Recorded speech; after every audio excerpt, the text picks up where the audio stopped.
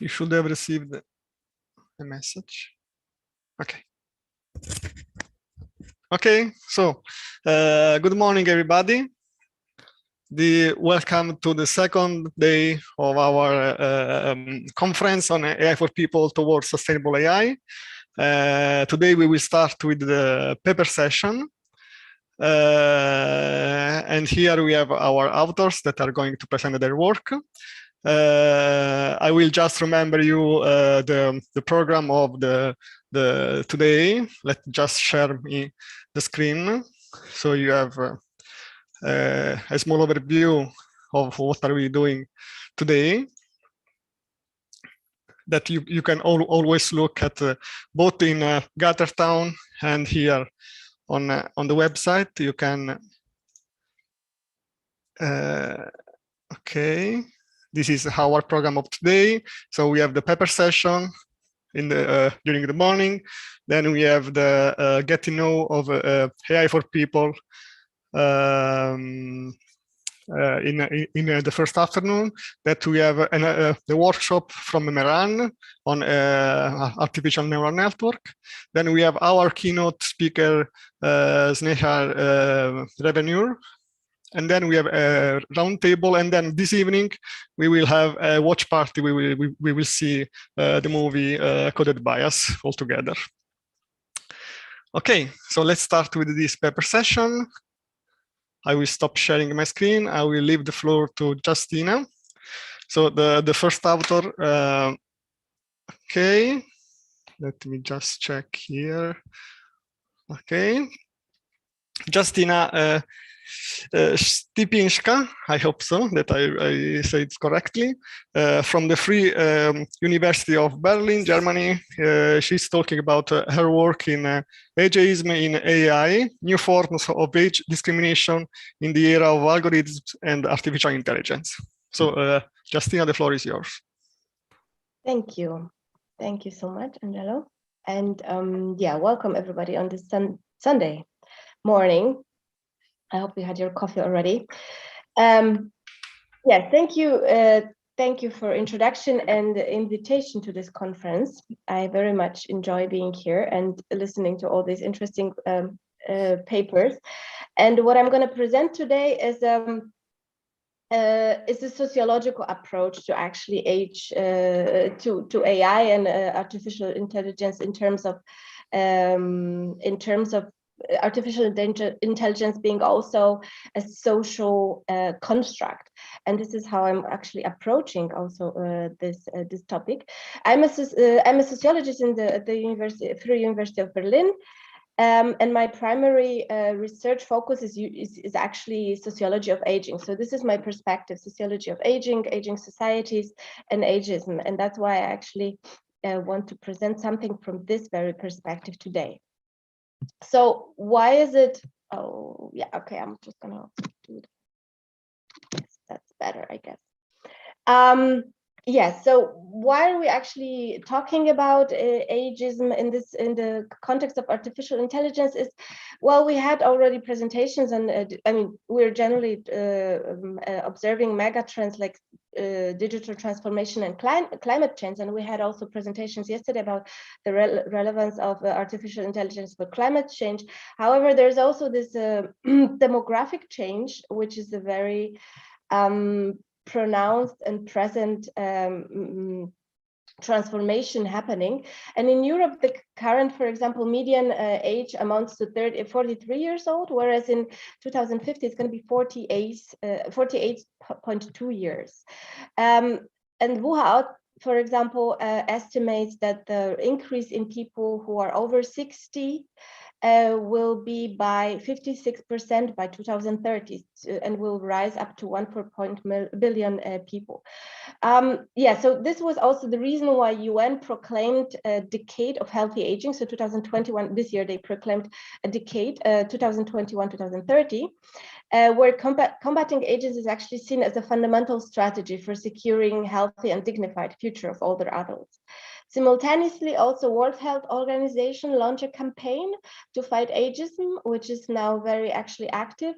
And they issued a first global research a report on ageism, which is taking perspective from really different types of ageism and from different global south and global north perspectives. So it's really a first approach where ageism is taken under being researched from a global perspective. So ageism is also relevant in terms of it's still, despite many regulations and many approaches to minimizing it, it's still quite alive and well, and it might we might say it even intensified during the COVID pandemic. So in terms of age and artificial intelligence and bias, I don't think we need that much introduction here.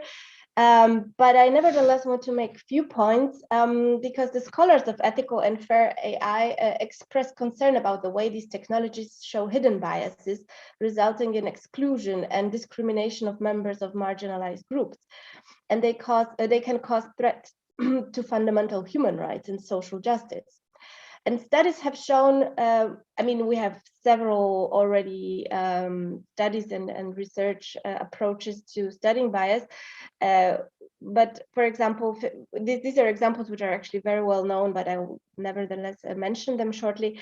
For example, face recognition models which work poorly for women with dark skin, or word embeddings which show very rampant female and male gender stereotypes. And another form of something which was called algorithmic oppression is that search engines were showing a really racist and sexist research results from keywords such as black girl, for example. So this is research which has been done and which is still being carried out. However, in comparison to these research findings of unwanted bias related to gender and race, the category of age has been largely neglected in existing research, and this is a significant knowledge gap in our understanding of actually how age and age discrimination can operate in AI system. So this paper provides two contributions. First, it goes a little bit beyond the conception of bias only. So it goes beyond the technical level or technological level. And secondly, it provides some empirical illustration and shows where application of AI systems could be harmful for older population. So what I understand are the under ageism in AI. These are five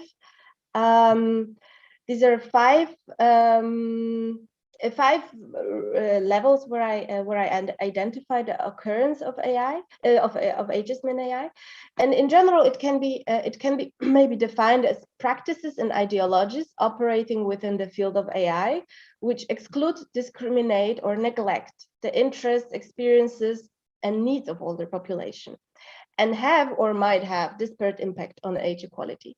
And these five forms are the following.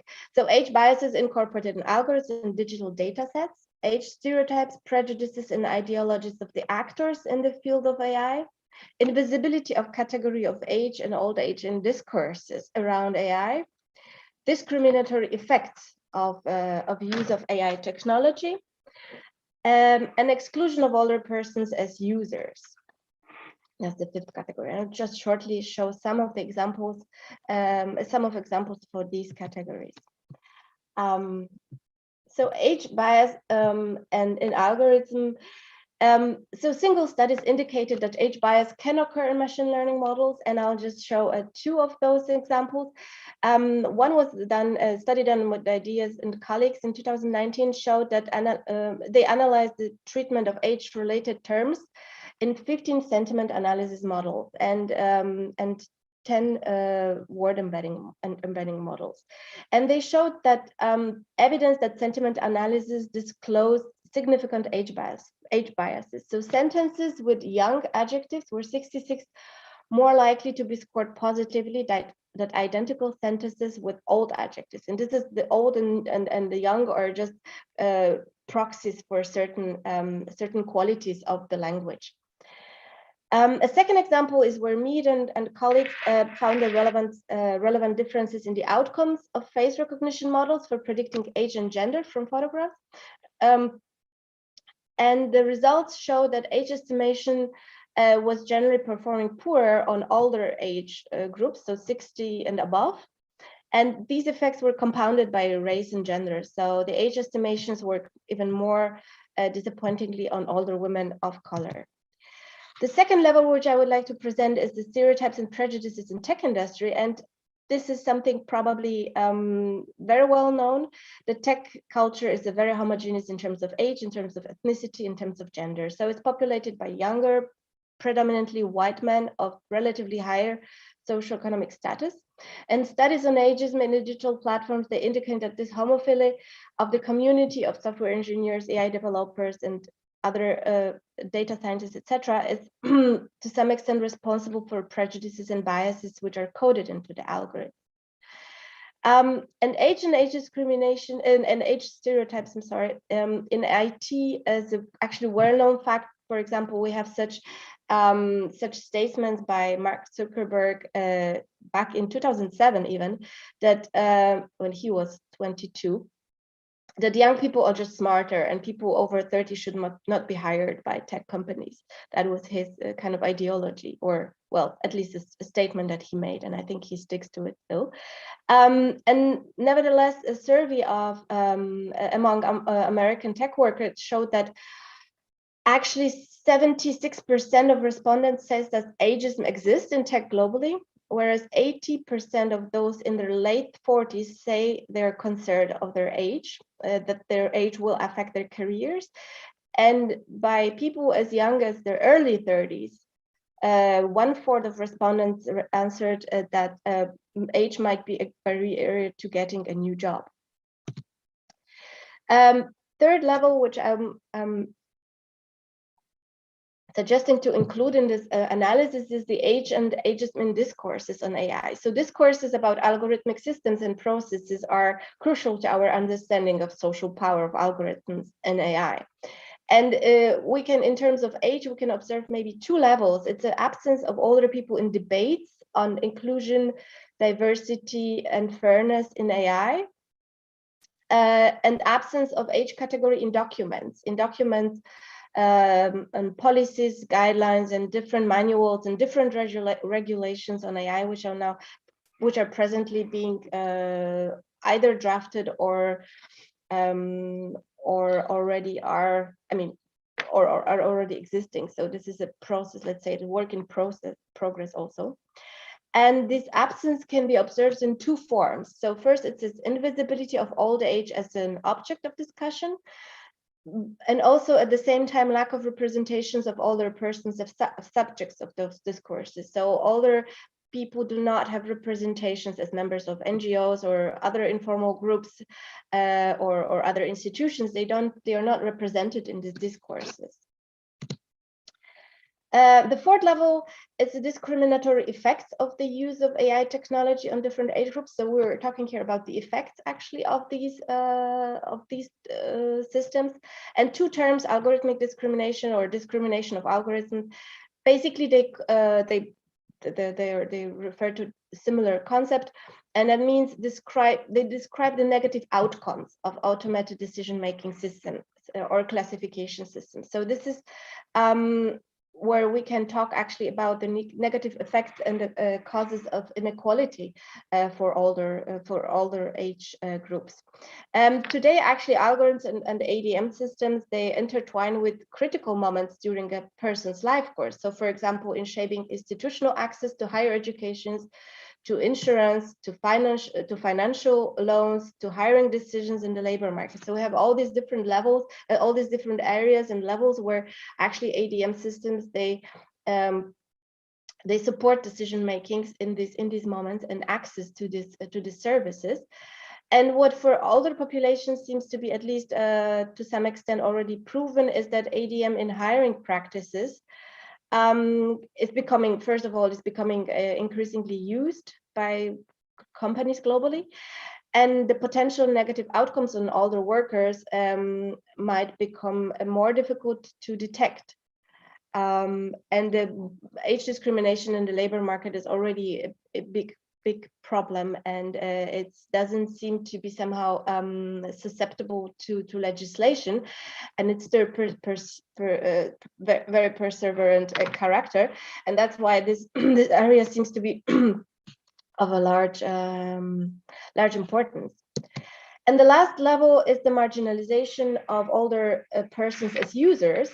And due to the compounded effects, actually, of ever increasing complexity of the digital technologies, especially the data-driven technologies, and at the same time, very low algorithmic awareness among older persons, older adults, which is shown also in research on algorithmic awareness.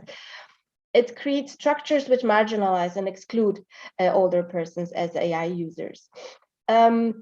Ageism in technology design is itself not a new phenomenon, because studies already showed different patterns in use of digital technology by older adults, and that there is also a large group of people who not only not use, but who actively reject actually technology in older age groups.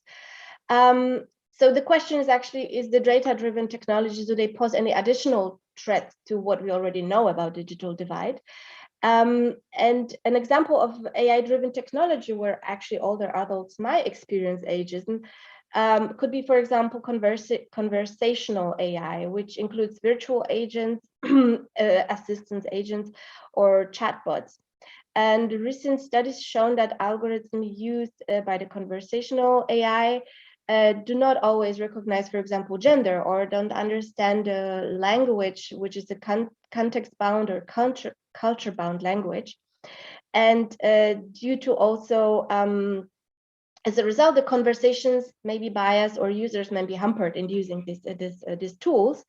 And similar problems might occur when testing virtual agents and assistants and chatbots for their sensitivity to issues of age and ageism, because also the way speech and text is used by older users is different. And the models which are trained, for example, on text or speech used by younger might not work that well with older users. So to sum up and to make some conclusions, it seems that the relationship between aging as a process, aging population as a demographic group, and AI system is a multifaceted one, and it needs to be theorized more thoroughly. And secondly, empirical research more empirical research is needed, because the impact of AI system on age equality seems to be already evident, and basically we need more data, more proof, or maybe proof that actually we're not having, or maybe the proof that actually AI might also mitigate this discrimination. That might also be true, but I'm looking maybe from a little bit more pessimistic side. So looking into different types of application of AI needs to be done in everyday life, so in everyday use of older adults. Also analyzing these areas which are of particular importance for older populations. So the use of AI in healthcare system, financial institutions, and the hiring practices, which could be potentially discriminatory. And also the use of ADM systems for the impact on aging populations on a group level, which especially, for example, with the use of ADM systems in social welfare systems, in social welfare systems and healthcare systems, because that might also be especially important for all aging population. And the last but not least is the policy level. So some implications, recommendations is that, first of all, the need for increasing the representation of older people in all processes of design development and implementation, increasing visibility of category of age, basically in debate. So next to category of gender, category of race, age should also gain a more visibility. And then also raising algorithmic awareness among older adults, which would help for them for a more maybe participatory to take more participatory action in AI. Thank you. I hope I made it not too long, and yeah, looking forward to the questions maybe. Thank you, Justina. No, it was good for the time.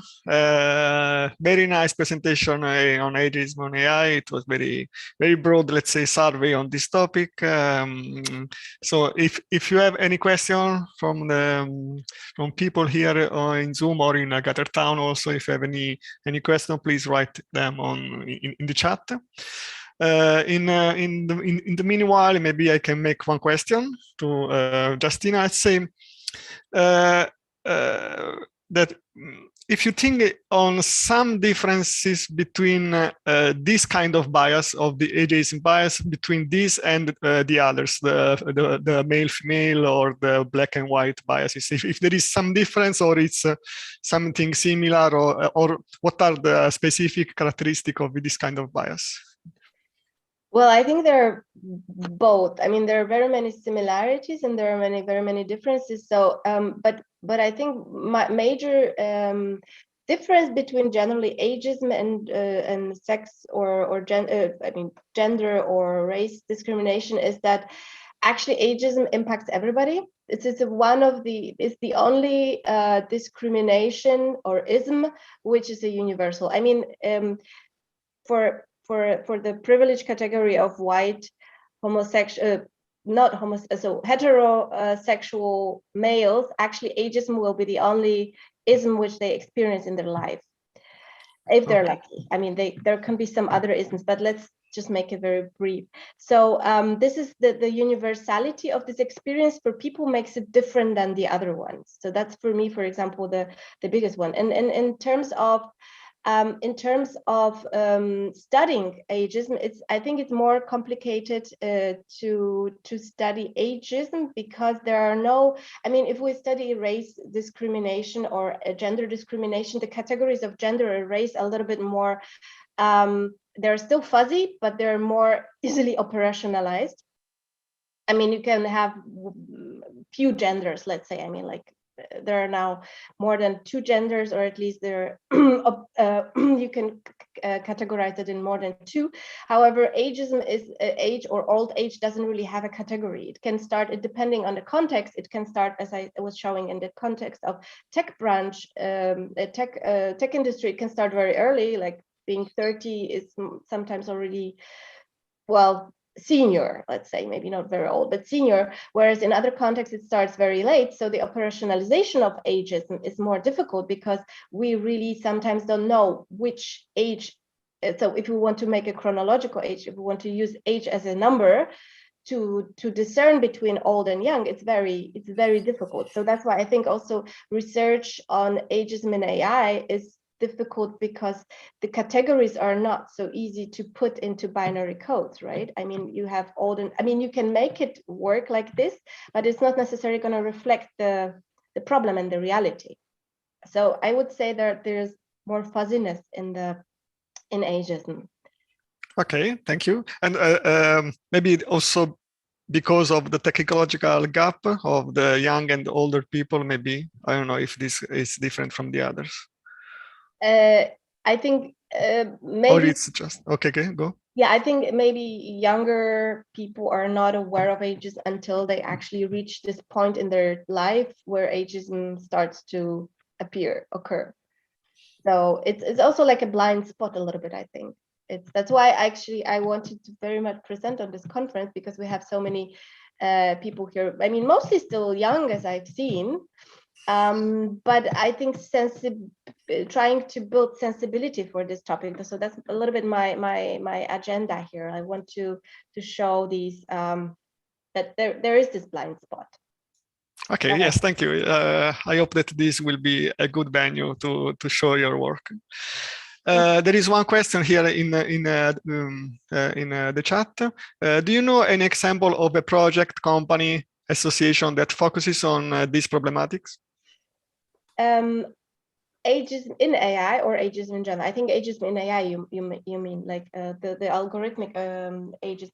No, I mean, company not I mean, to solve the problem, as I understood, to solve the problem. No, I haven't come across any actually interest in this, apart from at the moment WHO is drafting a small brief, like a policy brief, on algorithm or ageism in algorithm in context of health. I was serving there as an external expert, so this is what the only organization which actually showed some interest in the topic from what I've known. And in terms of companies,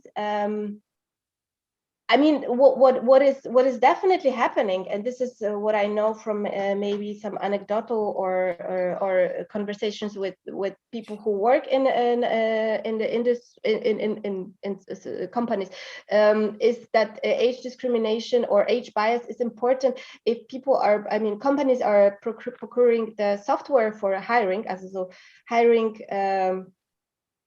Software which is based on machine learning, they want to make sure that there is no age bias. So this is like already, I think, in terms of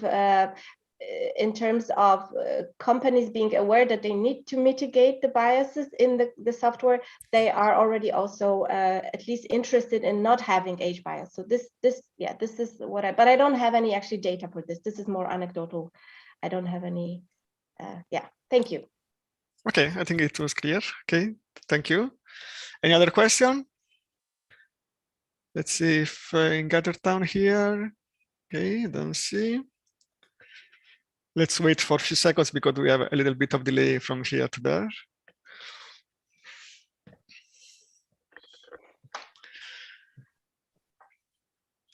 Okay, otherwise, okay, there is one more here.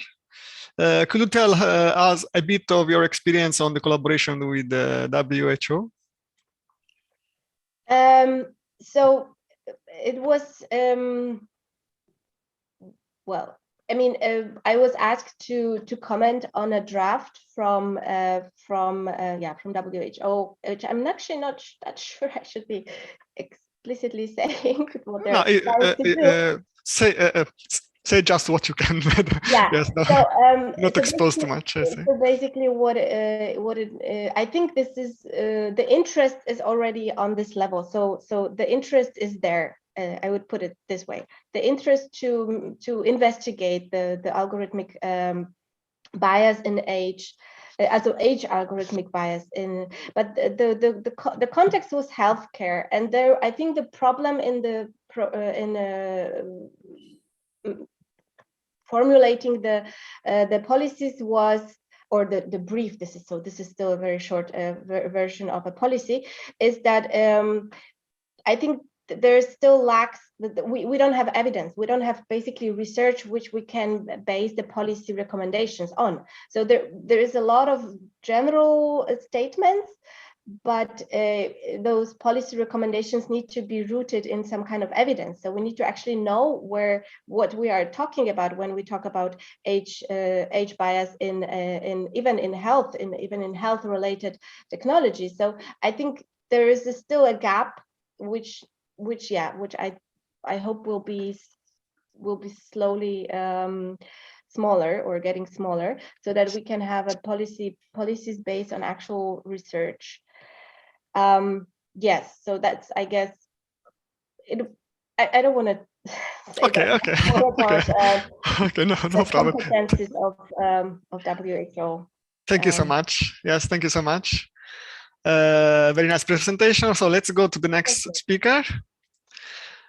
It is Hedza Mohamed Khan. Okay. Hi. She is from the Zero Hunger Lab, Cognitive Science Lab at Tilburg University from the Netherlands. And she's going to present her work on predicting human body dimension from single images, a first step in automatic malnutrition detection. So please, Hedza, the floor is yours. You can share the screen. Let's see if we can figure this out. Okay. Can you see my screen? Yeah. Okay. Well, hello, everybody. Thank you for joining this presentation today, and thank you, AI for People, for organizing this amazing conference.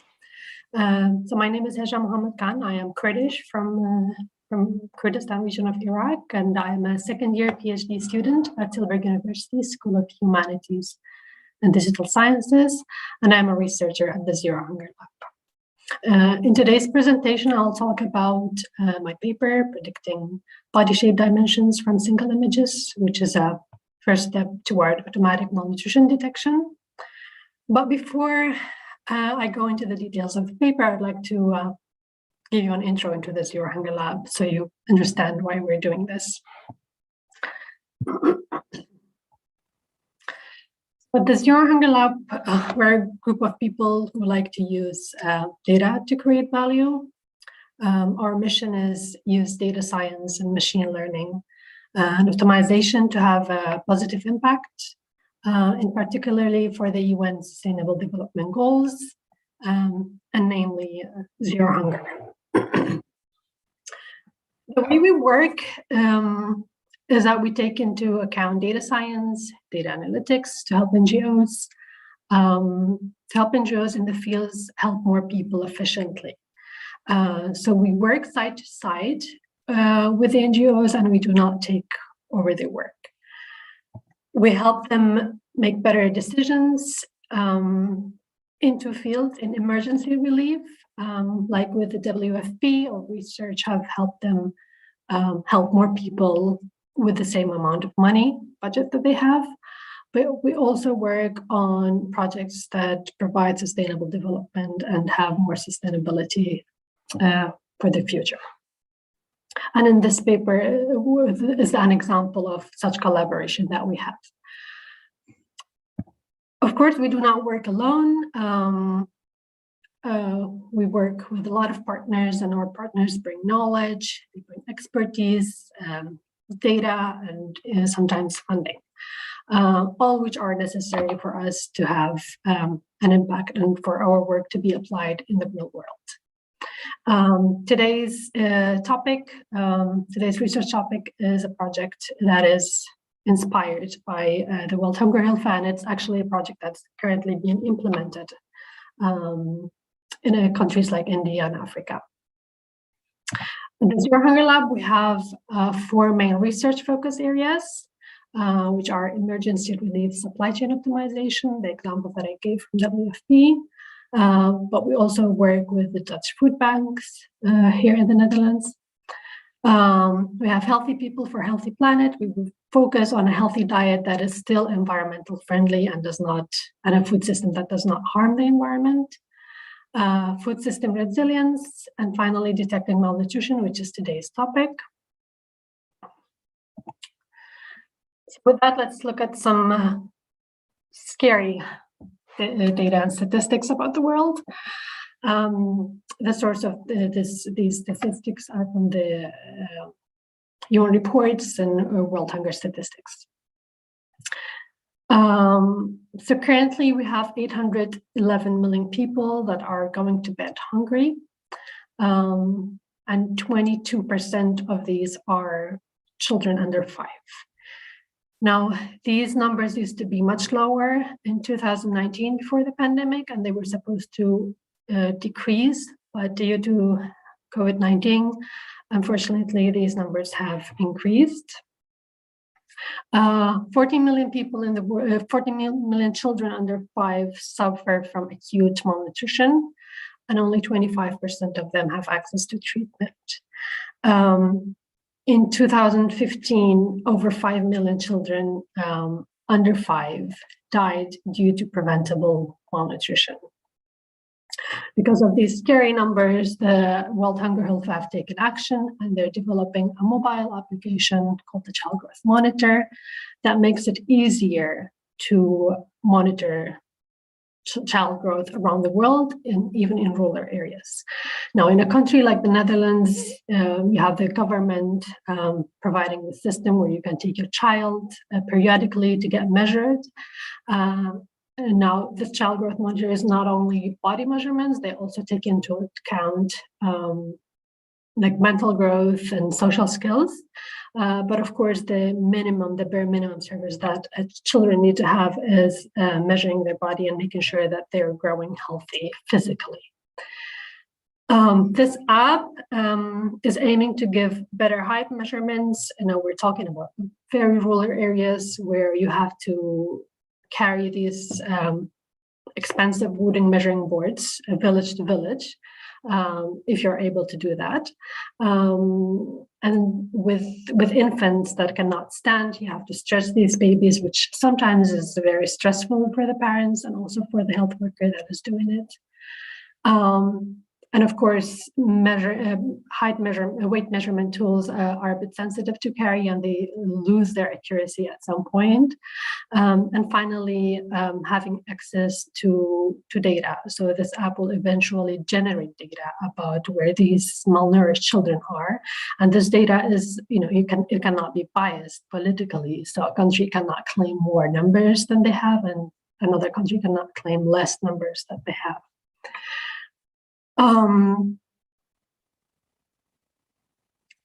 So our collaboration is the Zero Hunger Lab with the Child Growth Monitors project of Welthungerhilfe is focused on the algorithm, and our paper today is only a first step in that route of defining the best type of data, the model, and in the future the explainability of this model in an ethical way, because we do not want children to be victims of automatic decision making. And that is not what the Welthungerhilfe is looking forward to. Of course, they're going to certify this app medically, and they have a lot of research going on parallel, and our research is only a part of that. In this collaboration, we aim to facilitate the automatic detection of malnutrition, minimizing the time and effort in recording and maximizing the reliability of these measurements, defining the best type of data. Shall they go with collecting images or videos? But this paper is only focused on image. And of course, in the future, the feasibility and scalability of this. So this paper studies abilities of extracting body shape dimensions from single images using pre-trained neural networks, and how this is affected by camera viewpoint. So the contribution of this paper is using pre-trained CNNs on full body images and then studying the impact of a camera viewpoint on this. Now, we spoke about ethics, and the first challenge we encountered with this paper was the availability of data. As you might already know, training neural networks require a big amount of data for training. And in our case, we're speaking about pictures, full body pictures of children. And this is sensitive data that is not publicly available, and it's ethically not easy to collect it. For the future, we are in the process of doing that ethically, and that it just requires a lot of paperwork, and hopefully that will be a future project. But for now, we're working with synthetic data. We're using the meshes of the CESAR dataset, which provides 1,500 male bodies and 1,500 female bodies. We used image processing to render the meshes, turn them into 3D objects, and then we put them in another software to take images from 100 different rotational viewpoints. So after we had, this is an overview of our method. After we generated the 2D images, we needed labels. And in this paper, we're focusing on the height and the thickness of the belly, which we call the waist circumference. And for that, we had to apply the principal component analysis. And for the ones who don't know what a PCA is, PCA is a method of reducing dimensionality in big data without losing information that is preserved in the data. Hence, it captures all points among the variant axes For example, I'll show you that in the following slide. Once we did the PCA, we just used the CNN to train our model and get results. But let me show you the results of the PCA. So we computed the first 10 PCA of the CISAR data set. And as you can see, this is the first 5 of the female data set. The first principal component value, as you can see, captures the height. So we have the tallest female and the shortest female presented here. And then if you look at PC3, it shows the varying of the thickness of the belly. So we were able to use these 2 principal component values to train our model as a first step toward in our mind detecting malnutrition, because as per WHO standards for child growth monitor, you have to have height per age, height per weight, and at some point head and middle upper arm circumference. So we thought if we study the thickness of the belly, the same concept in the future can be applied to other body parts like the head and the upper middle arm. And for this, we used 2 widely used CNN architectures from the pre-trained Keras model application, the ResNet 50 and the Inception version 3.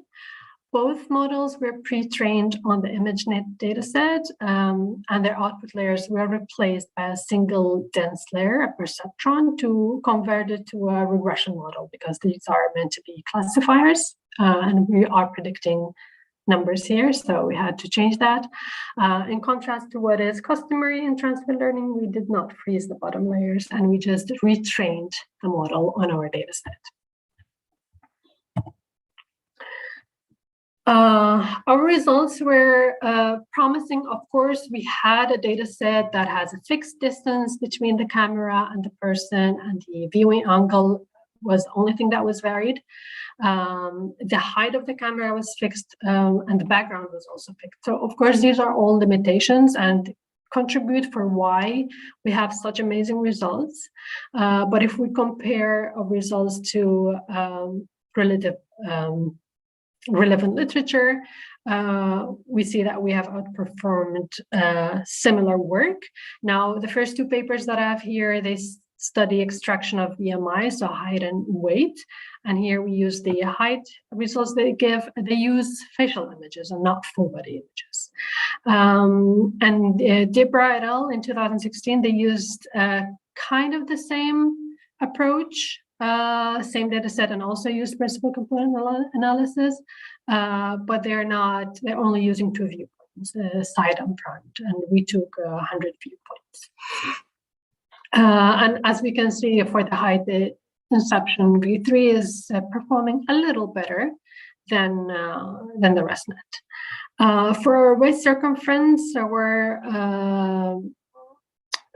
mean absolute error in millimeters were 60 and 59. This was still outperforming relevant literature, but what we observed is that it would be better to combine several viewpoints to have the best perspective of the waist, because if you look from the side, you only see, do you understand what I mean? So you one part of the thickness, and then if you look from the front, it is the wideness of the person that you can see. So we think for future work, we might play with that a little bit, combine several values of our measurements of the waist and train the model and see how it performs. But we were able to answer our question that automatic malnutrition detection could be possible using 2D images and training CNNs. We conclude that multiple suitable viewpoints should be used. Now, this is not the case for height, because height is very easy to infer from an image. That is just the widest axis or the highest axis, but this is relevant for the head or middle upper arm or the waist circumference. Future work, which we have already started working on, several other research, working with non-static static data, so perhaps the same data set as our data set, but varying the distance from the camera, and the angle of the camera, and the height of it, and also the color of the 3D humans. Because in this data set, they were all gray, so we would like to see what happens if we play with the color of the people, and eventually, of course, validate this on children data set. And for that, we need to go through an ethical board to be able to collect data and work with that. And that was it for my paper. Thank you very much for listening. And if you have questions, yeah, I see we do. Yeah, thank you, Isa. And yes, thank you for all your work that you are doing in the Zero Hunger Lab, helping all this malnutrition issue around the world. And we have already one question from the audience. That is from Paul. How are you adjusting for different physiologies of ethnically diverse population? So meaning that I would extend also, so if you have different you can have also clothes on top, you are not always undressed, or so all these different physiologies of peoples. How do you manage this, or you can think about it? Yeah, those are questions that we are thinking about, actually, but because we haven't worked with real human data, we cannot answer those questions at this moment. But of course, these are limitations and questions that we have to address once we work with real human data. And that is why in our approach to collect data and access children data, we are looking to have a diverse data set of at least children of different colors, to make sure that the model will not be biased towards color. And then we are only extracting these measurements in the development of the app.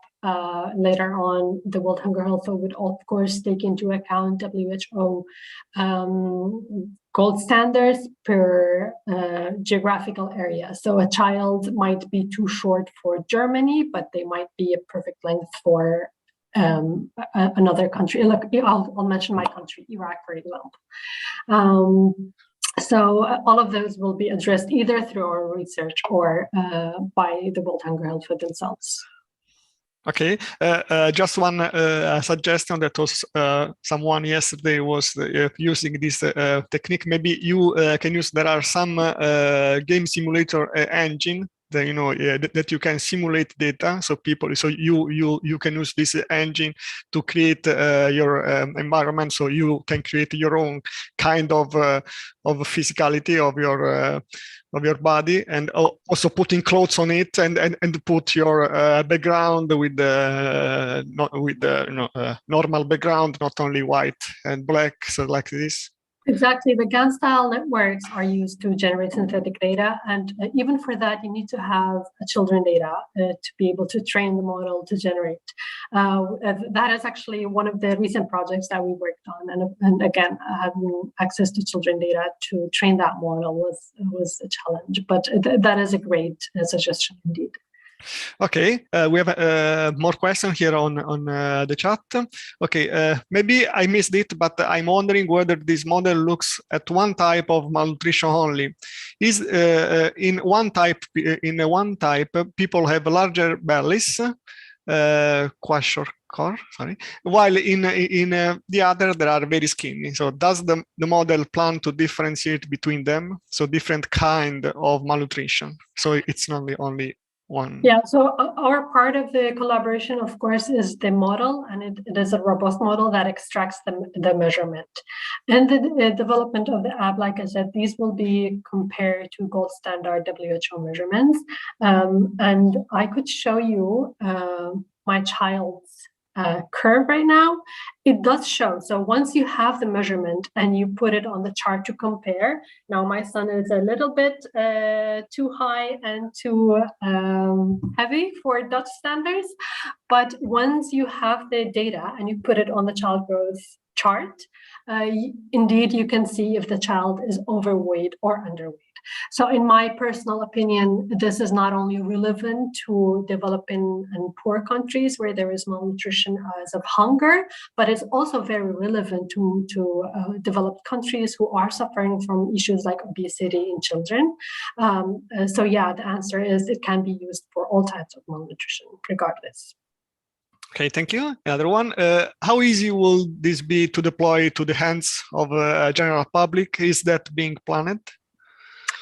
So I do not want to speak on behalf of the World Hunger Hilfe, but they are going to certify this as a medical app in the future. The current plan is only to put this in the hands of organizations, because there is meaningful human intervention. The process is not entirely automated, so in some cases, children will be looked at by a medical expert. But of course, the longer term goal is for every parent to be able to measure the child at home.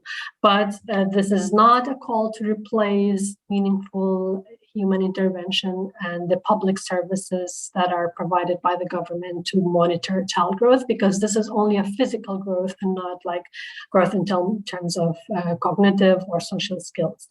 But yeah, the aim in the far future is for it to reach the general public once it is medically and scientifically all validated that it works, and yeah, it is safe to use at home. Okay, thank you. Are there any more questions from the audience? I think that my questions was already did from others. Okay. I don't see any other question. Okay, thank you. Thank you very much, Hedza. Let's go to the next speaker. Let me get, that is Kunru. Okay. Okay, it's Kunru Hu from the National Yang Ming Chao Tung University. I hope that I pronounced it good. That is going to present his work, their work with the other co-authors of two-person mutual action recognition using joint dynamics and coordinate transformation. So, Kunru, the floor is yours.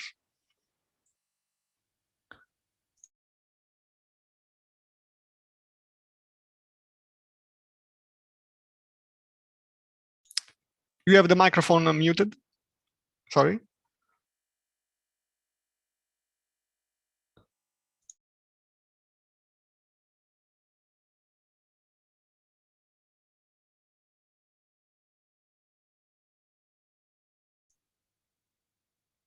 Are you able to unmute you? Just click on the microphone somewhere in Zoom chat, in the Zoom. No, go on in the Zoom meeting. Okay. Okay. Okay. Sorry. Can you hear me? Yeah. Now yes. Okay. Oh. Okay. Okay. Sorry. Okay. Okay. And because I want to control the presentation time, so I would like to play the record video. Okay. If you want, you can do it live if you want. It's your choice. Oh. Okay. Thank you. Okay. So can you hear the voice? No, I cannot hear the video, the audio from the video. I think that because on Zoom you have to share also the audio somewhere if you want to share the audio from your PC. Okay. Today I am going to share our research. Okay. One moment. Can you pause it a bit? Okay. Yes. Now we can hear the audio, but it's very, let's say, environmental. So there is a lot of echo around. Okay. So I will try to presentation. Okay. Yes. Yes. Do it live. No problem. If you take more minutes that you need. No problem. Go, please. Today I am going to share our research. Two-person mutual action recognition using joint dynamics in the coordinate transform. Skeleton-based action recognition has attracted mass of attention in computer vision. Thanks to the development of AI models, skeleton data is easily accessible. Human mutual interaction recognition relies on illustrating features for better understanding details. It has several applications, like survey system, video understanding, and human-computer interaction.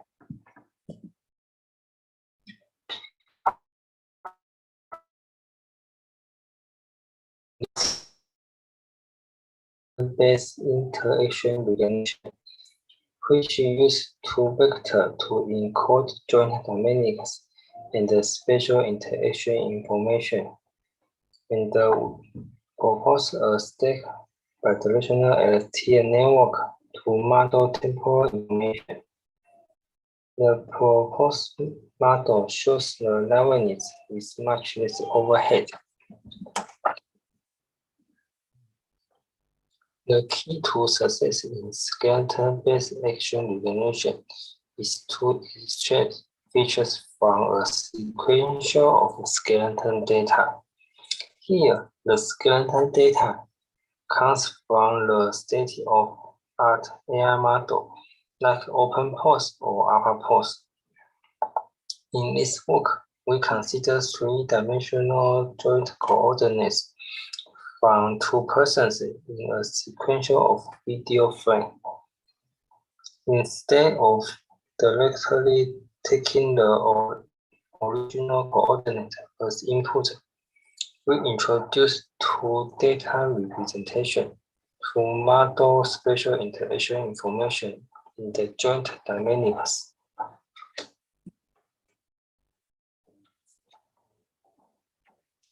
We first compute the reference pivot, which is defined as the center point.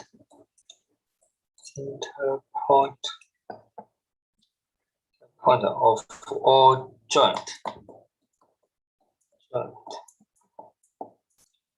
of two persons from all frames. Next, we construct the coordinate transform vectors for time t, which contains relative coordinate of all joint to the pivot, and their Euclidean distance to the pivot.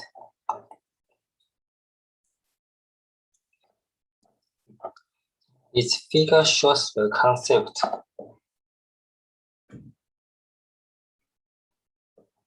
The pivot is the mean joint throughout the time.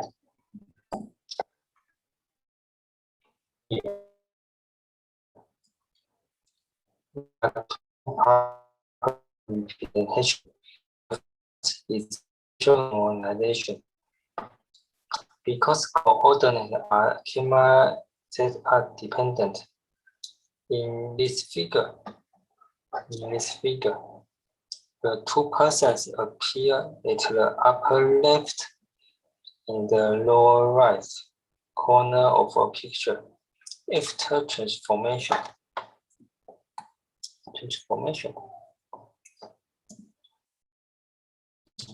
the relative coordinates are restricted to the region centered at the pivot. This helps the model focus on the difference among actions instead of their absolute location. The second is spatial model of interaction. The interaction between two persons can be better represented through the pivot. This figure shows a handshake example.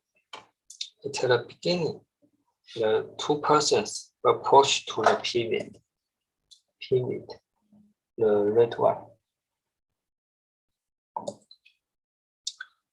Then they hold each other's hand and shake They move away from each other. All these actions, when represented relative to the period, seems to be more informative. Next, we construct temporal difference vectors to model joint dynamics. The purpose is to find the difference of each joint between friends. They focus more than on their movement, like this.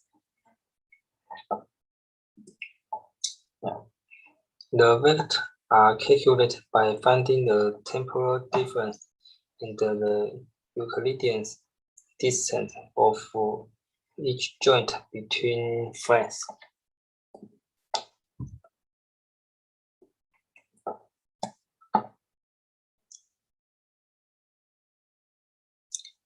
Next, this figure shows the complete network architecture. First, we combine CTV and TTV as our input. Next, we use a two-layer STM to learn deeper temporal forward and backward information. Finally, we apply a two-layer fully connected network with a dropout layer to predict the score of each action type.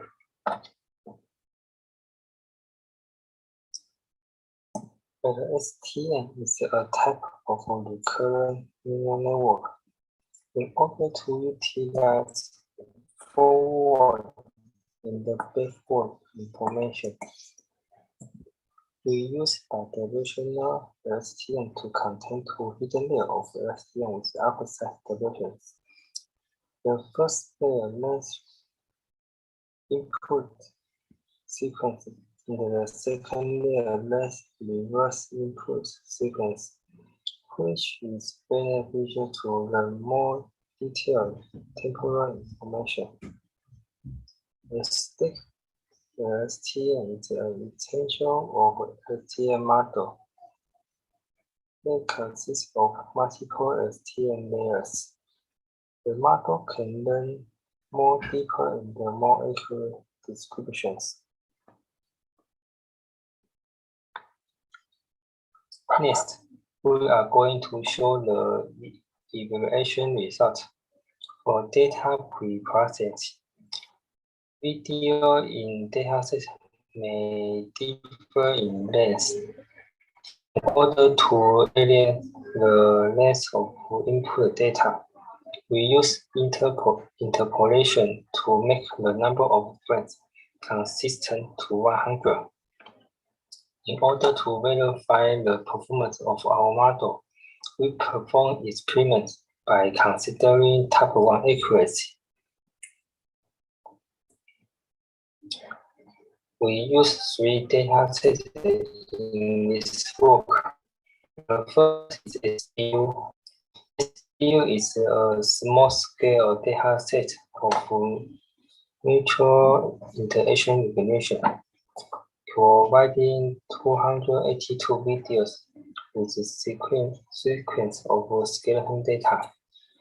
It contains 8 mutual interactions. In each frame, skeleton information is presented as a 3D coordinate over 15 joints per person. In this work, we follow the validation procedure suggested by SBU authors and report the average recognition accuracy by comparing different models. NTU RGBD is the most widely used benchmark dataset for skeleton-based action recognition, containing large RGB videos with 3D skeleton data. The action samples are performed by 40 volunteers in the category into 60 action classes. Each skeleton data consists of 3D coordinates of 25 joints captured by 3 cameras from different angles. NTU RGBD 120 is the extended version of the RGBD dataset. There are 15 more mutual actions. The authors recommend to benchmark. First, cross-subject. The training data comes from half subjects, and the validation data comes from the remaining subjects. The second is cross-view. Training data comes from some cameras, and the testing data comes from the remaining one. While NTU RGBD dataset is not specially designed for mutual interaction recognition. It contains 11 classes as the light gray area. In the extended version, there are 15 more mutual action classes as the dark gray area.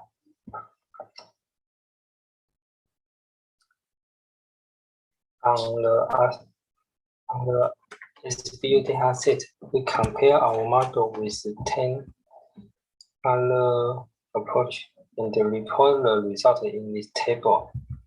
The experiment include encrypt method, RNN, and the CNN method. Our method shows the highest accuracy, surpassing the previous best approach by 0.2%.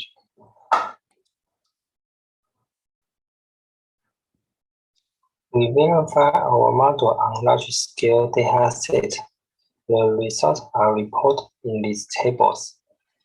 Our model is compared with other methods, including CNN, RNN, and the GCN methods.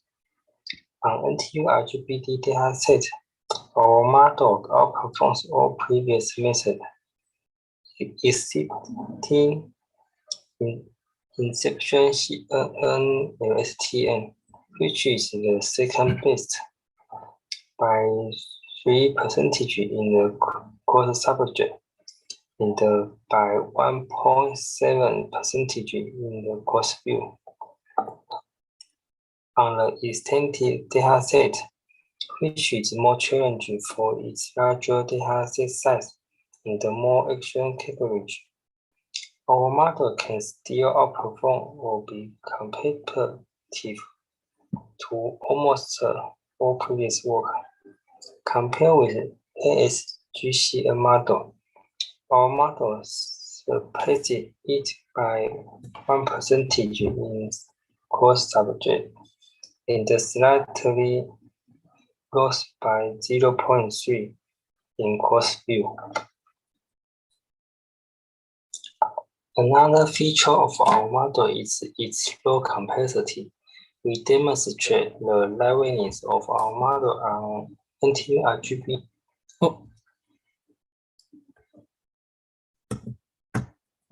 Okay. So the other feature of our model is showing the live weight. I think because the icon is disappeared because the zoom. Yeah. So our icon is here. How to hide the zoom toolbar? Okay, sorry, I don't know how to hide the toolbar. From the figure, we can show our model has lower flapping of operation and use lower parameter. So it can show our model has the most awareness. Yeah, so this is the conclusion. Here, we summarize our contribution of this work. We propose two skeleton data representation, CTV and TDV, to encode joint dynamic and spatial interaction information. In the proposed stick bidirectional LSTM network to model temporal information, the proposed Airway model can boost computational speed. For future work, we are considering to extend the current model for real-time action recognition. Because it needs to read a video clip, we have to redesign the architecture to achieve this goal. Thank you. Okay. Okay. Thank you. Thank you, Kunrun. I hope that people was able to hear you. I was actually. Okay. We have one question from the audience. It's a technical one, I think. It says, why do you think cross-view performs worse than single view when compared to the other models? So why cross-view performs worse than single view? Okay, so for the cross view, it uses several cameras, and we have to verify because okay, I'm trying to show it. Okay, so for cross view, it uses different camera setup with different angle. So in the test, okay, I'm trying to confirm the cross view definition. Okay, okay, so the cross view definition is that training data is from two cameras. For example, these two cameras, and the validation is comes from another camera. So usually, in the cross view, the result is worse than the single view, because if we use single view, we use single view, the view angle is always the same. So it is more benefit for an AI model to predict the unseen video. Okay. Yes, thank you. Just one more question. So you are doing this work with let's say with the two only person. So is it possible to extend this work with more than two people? So with some interaction with 3 or 4 people? Yeah, I think this is possible because we define a PV point like this. Okay. Yeah, like this one. So if there are more than 2 people, we can also use the concept to create a new reference pivot to calculate the relative information. So I think our model can deal with the more than 2 people scenario. Okay, thank you so much. I think that there are there any other questions from the audience? Let me see here. No, on that chat neither. Okay. Thank you, Kunrun. Okay, this was the last presentation of this paper session. So now we have a break, the lunch break, and we are going to meet here again at 2 p.m. CET. So bye. See you later here in Qatar Town and